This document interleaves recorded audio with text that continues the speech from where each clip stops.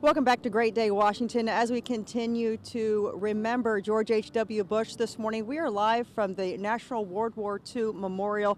Joining me is Josiah Bunting. He is the chairman of the Friends of the National World War II Memorial. Thank you so much for joining us this morning. Can you give me an idea of what the Friends Memorial is all about? The World War II generation stands higher in the esteem of Americans than practically any generation in our history.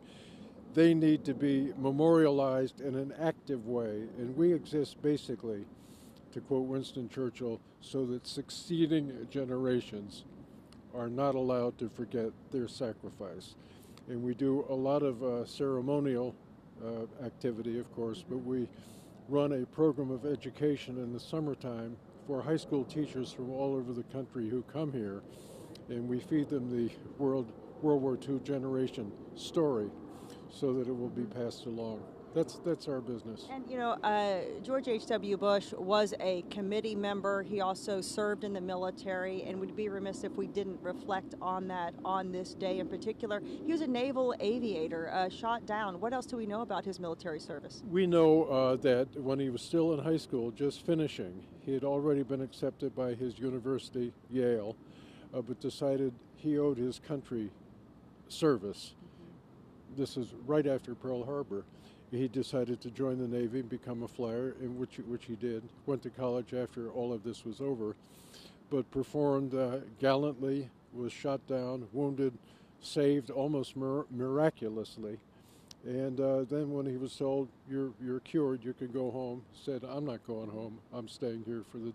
In other words, he was the embodiment of everything that we love and admire about that generation.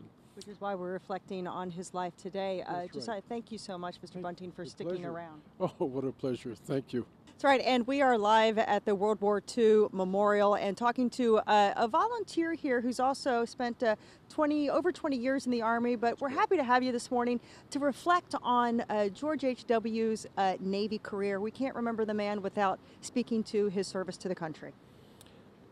So President Bush was typical of teenagers, graduated from high school and wanted to go serve as quickly as possible.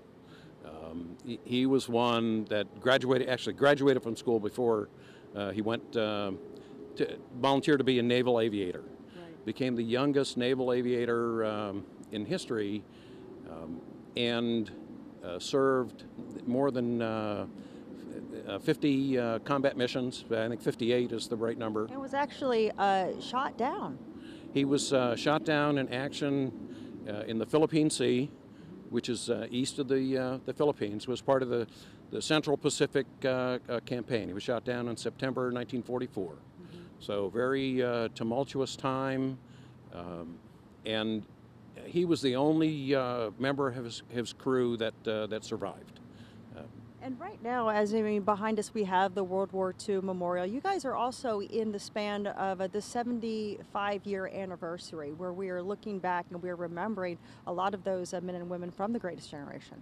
Correct. We started the 75th commemoration in December 2016 with the Pearl Harbor Day, and it'll continue through VJ Day in September 2020.